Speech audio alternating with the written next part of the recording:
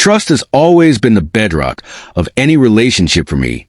Without it, love transforms into a mere illusion, something that may seem authentic at first glance but ultimately disintegrates under scrutiny. This belief was put to the test in a painful way through my experience with Olivia.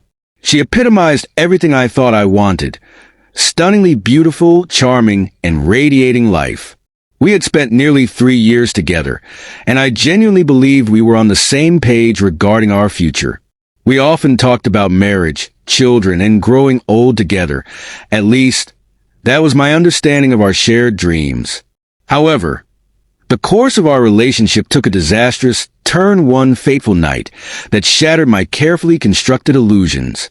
It began with an unsettling feeling that I couldn't quite place. Was it intuition or paranoia? Regardless of its origin, I sensed something was off.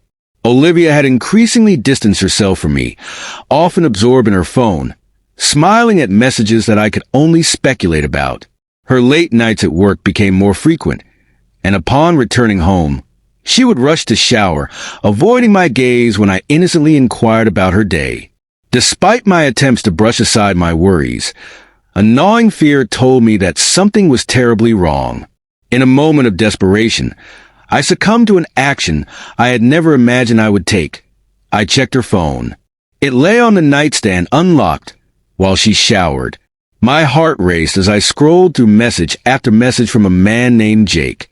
The explicit texts, plans to meet, and declarations such as, "Last night was amazing.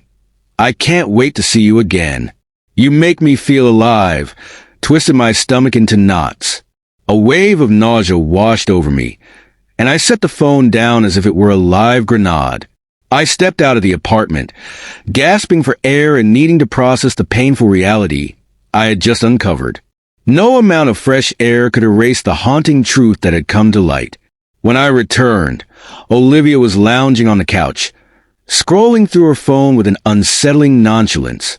I stood before her, my heart racing and adrenaline coursing through my veins, and asked, "Who's Jake?" Her reaction was chilling. There was no hint of guilt, no panic, just a sigh and a slow shake of her head.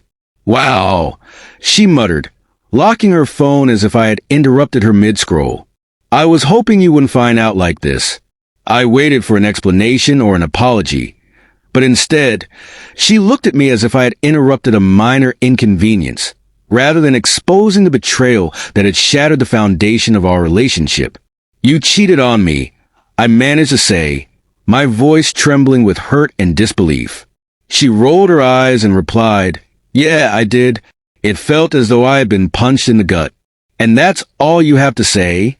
I pressed, desperately searching for some semblance of remorse. Her response was an exasperated sigh. "Look, I love you, but I needed this. Things between us have been boring. Jake makes me feel excited again." The betrayal cut deeper than I could have imagined. "You needed to cheat on me?" I echoed, bewildered. With her arms crossed defiantly, she stated, "If I had to, I'd do it again." In that moment, something inside me snapped. I refused to beg, to yell, or to fight for someone who had so casually discarded our relationship. "Okay," I said, my voice unnaturally calm, surprising even myself. She blinked in confusion. "What?"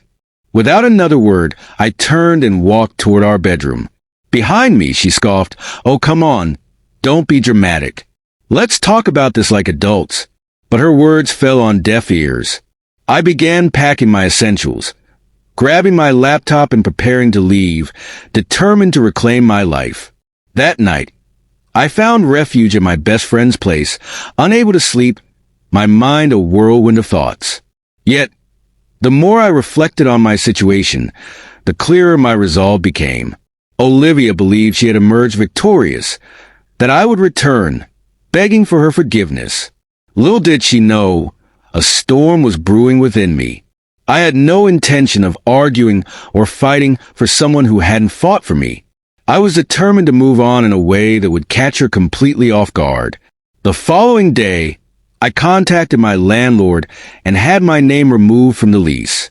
The apartment was in her name, meaning she would have to manage the rent alone. I also called the dealership to take my name off the car loan we had shared, revealing that I had been the one making all the payments. Then, I blocked her on all platforms, phone, social media, email, effectively erasing her from my world. A week later, I learned from mutual friends that Olivia was furious.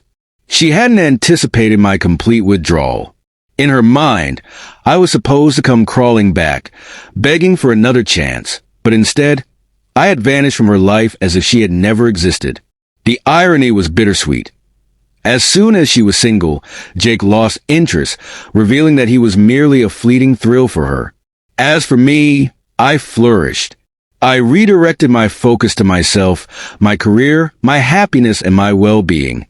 I began working out, traveling, and pursuing all the passions I had set aside for her sake. Months later, Olivia attempted to reach out with an apologetic email, expressing her regrets for her mistakes and saying she missed me, acknowledging too late what she had lost. I chose not to respond. She had made it abundantly clear that she would betray me again if given the chance, and I ensured she would never get that opportunity. That decision, my friends, ultimately turned out to be the best one I ever made.